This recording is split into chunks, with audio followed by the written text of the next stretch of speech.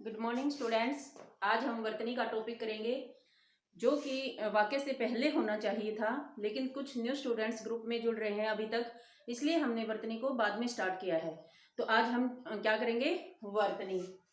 वर्तनी ये सबसे पहला टॉपिक होता है। सबसे पहला मतलब किसी भी भाषा को सीखने के लिए हमें वर्तनी का ज्ञान होना जरूरी है। जैसे हम हिंदी सीखते हैं तो हमें स्वर व्यंजन कहने का अभिप्राय है कि भाई इनकी नॉलेज होनी जरूरी है। इंग्लिश सीखते हैं तो हमें अल्फाबेट्स जैसे ABCD इनका ज्ञान होना जरूरी है। कहने का अभिप्राय ये है बेटे कि कोई भी भाषा सीखते हैं तो हमें उसके स्वर व्यंजन अल्फाबेट्स इनका ज्ञान होना जरूरी है। तो वर्तनी, वर्तनी का अर्थ होता है स्पेलिंग। इंग्लिश में आप कहते हो स्पेलिंग मिस्टेक हो गई, ठीक है। क्या है? स्पेलिंग। जब भी हम लिखते जाते हैं उसमें कोई भी मिस्टेक हो जाती है तो उसको हम कहते हैं ना स्पेलिंग मिस्टेक। तो वर्तनी, वर्तनी क्या होती है? वर्तनी का अर्थ होता है अनुवर्तन करना।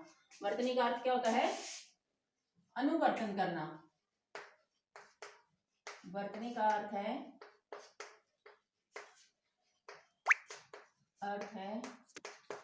अनुवर्तन करना। अब देखिए, आप ये कहेंगे अनुवर्तन क्या होता है, तो इससे भी मुश्किल हो गया। अनुवर्तन करना अर्थात इसको आसान भाषा में हम आसान में लैंग्वेज में बता देते हैं, भाषा में बता देते हैं। अर्थात अनुसरण करना या पीछे पीछे चलना। अनुसरण करना या पीछे पीछे चलना। अब आप ये कहेंगे चलना क्या? जैसे कोई हमारे आगे आगे जा रहा है, हम उसके पीछे पीछे चलते हैं तो हम उसका अनुसरण कर रहे हैं, यही कहलाता है। अब देखो बेटे, लेकिन भाषा में अनुवर्तन क्या होता है? मतलब जैसा जैसा उच्चारण करो वैसा वैसा लिपि चिन्हों में लिखना। मैंने क्या कहा है? जैसा जैसा उच्चारण किया जाए वैसा वैसा लिपि चिन्हों में लिखना ही अनुवर्तन अर्थात अनुसरण करना कहलाता है। ओके, तो वर्तनी क्या हुआ? अनुवर्तन करना अर्थात पीछे पीछे चलना। ओके, तो वर्तनी की परिभाषा क्या होगी? ये था इसका अर्थ। अब परिभाषा क्या है? परिभाषा लिखने की रीति, लिखने की रीति, रीति को ढंग भी कहते हैं, वर्तनी कहते हैं, वर्तनी कहते हैं। लिखने की रीति या ढंग को वर्तनी कहते हैं। अब देखो, लिखने की रीति या ढंग क्या?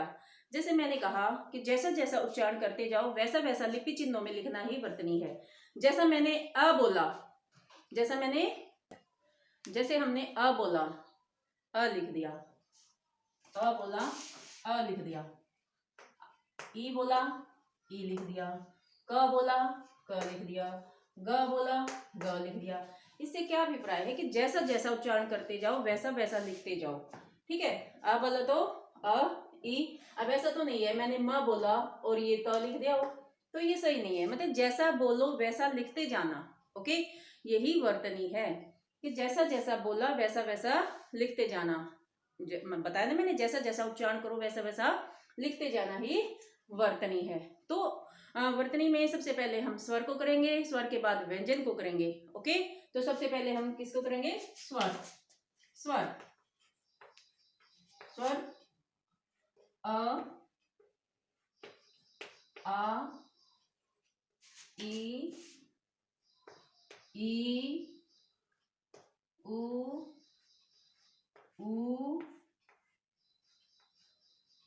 री,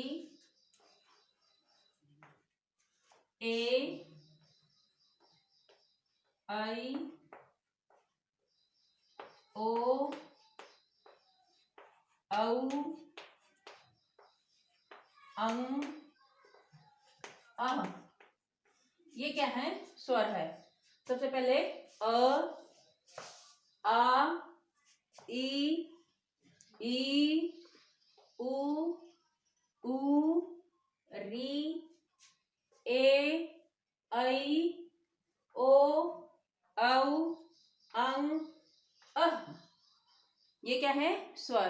अब हम इनका उल्टा सीधा अभ्यास करेंगे। देखो, ये है अ से डबल जो बोलने में समय लगेगा वो आ में लगेगा। ये ई से ज्यादा ई में लगेगा, उ से ज्यादा ऊ में लगेगा, मतलब इनको हमें थोड़ा सा लंबा बोलना है। एक बार फिर कर लेते हैं, फिर हम इसका उल्टा अभ्यास करेंगे। ऐसे उल्टा सीधा अभ्यास करना है। आ, मतलब ये बार बार आपने उच्चारण सीखना है।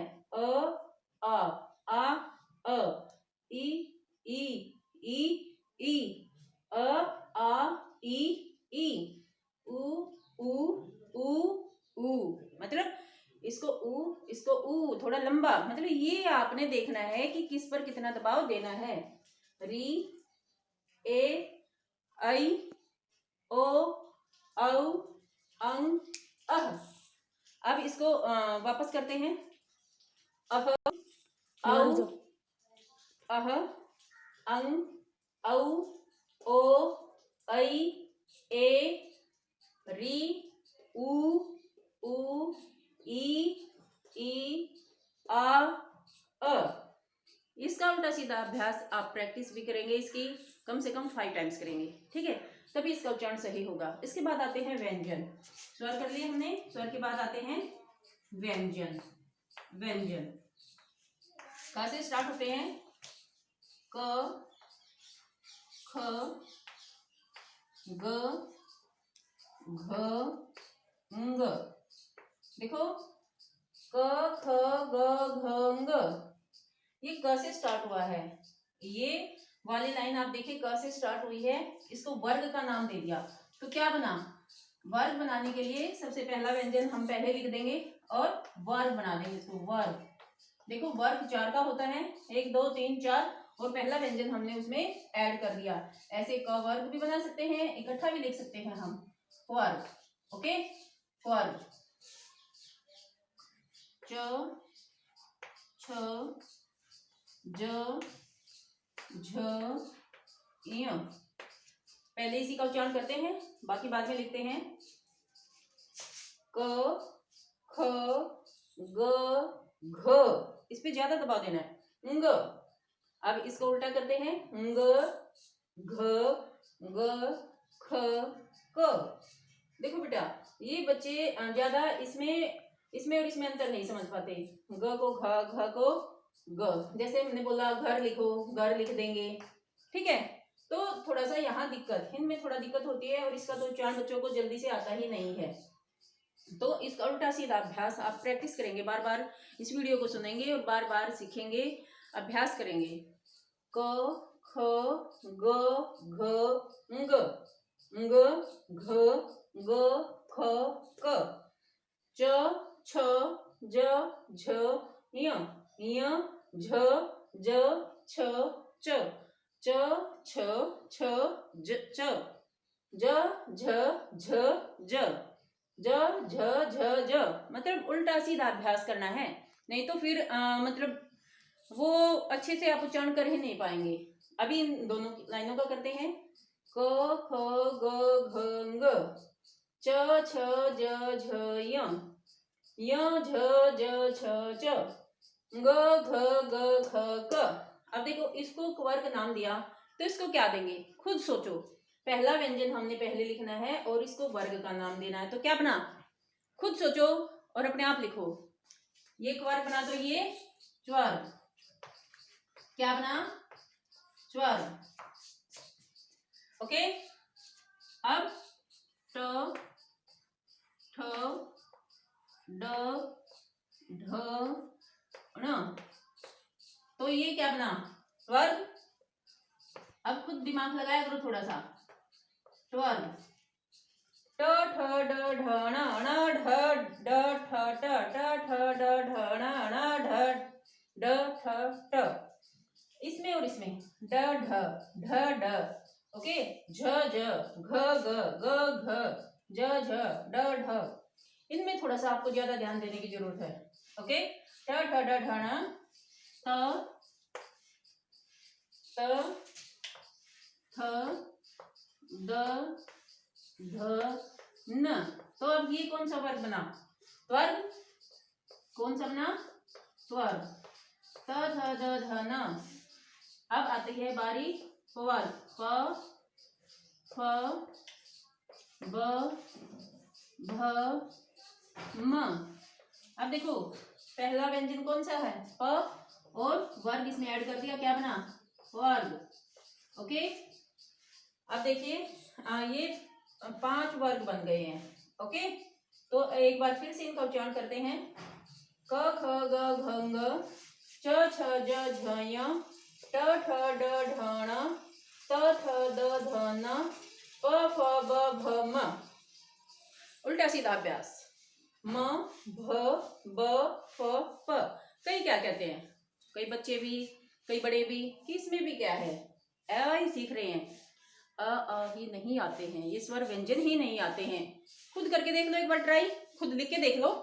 देखो उच्चारण करके देखिए। म भ ब फ प। सीधा तो कोई भी चल देगा, उल्टे चल के देखिए ना, पता लगे। अब इसका आप उल्टा उच्चारण करेंगे तो देखिए खुद कंफ्यूज हो जाएंगे।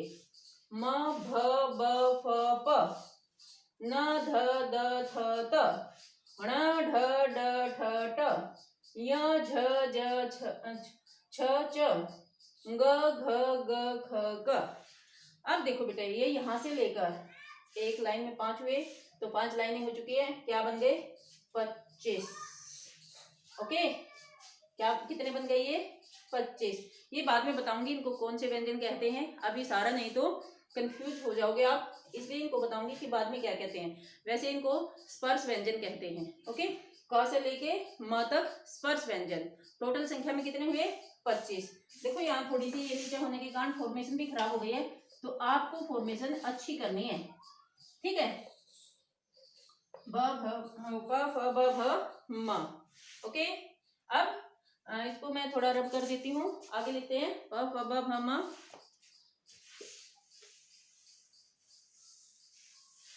अनुवर्तनी, सॉरी, अनुवर्तन करना क्या कहलाता है? वर्तनी कहलाता है, अर्थात पीछे पीछे चलना। अब मैंने कहा क तो आप क ही लिख दें, मैंने कहा ग तो आप ग ही लिख दें, मैंने कहा प तो आप प ही लिख दें। यही क्या है? वर्तनी। इसका मतलब आप मेरा अनुवर्तन कर रहे हैं, जैसा जैसा मैं बोल रही हूँ आप लिख रहे हैं, आप वर्तनी सीख रहे हैं। तो हमने कर लिया है प फ ब भ म। य र ल व, य र ल व, श स स ह, य र ल व, व ल र य, श स स ह। इन तीनों समय उच्चारण में अंतर आ जाएगा। ह स स श, श स स ह, क्ष क्ष क्ष।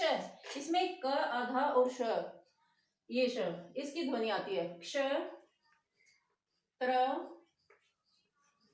ज अ स्र। एक बार फिर से इनका उच्चारण करते हैं। य र ल व, श स स ह, क्ष त्र ज स्र। अब देखो ये थे हमारे व्यंजन। एक बार फिर से इनका उल्टा अभ्यास करते हैं। स्र ज त्र क्ष, ह स स श, व ल र य। अब देखो बेटे, एक बार मैं इनको बता भी देती हूँ, वो थे हमारे स्पर्श व्यंजन। ओके, क्या थे? स्पर्श व्यंजन। ये है अंतस्थ व्यंजन। कौन से? अंतस्थ। अंतस्थ मतलब बीच में स्थित, किसके? ऊष्म और स्पर्श व्यंजन के बीच में स्थित अंतस्थ व्यंजन। ये है ऊष्म व्यंजन। कौन से? ऊष्म। इनको बोलने में ज्यादा ऊष्मा लगती है, ऊष्म व्यंजन। ओके, और ये होते हैं संयुक्त व्यंजन। कौन से व्यंजन? संयुक्त व्यंजन। हिंदी वर्णमाला में 4 संयुक्त व्यंजन हैं, ये हम आगे डिटेल से पढ़ेंगे। ओके, तो अब आपका यहाँ पे होमवर्क क्या रहेगा? क से अ से स्र तक, मतलब स्वर और व्यंजन आपने लिखने हैं, फिर इनका उल्टा अभ्यास करना है, बोलने का भी और लिखने का भी। ओके, तो यहाँ तक हो गया है। अब आगे आता है हमारा हलन।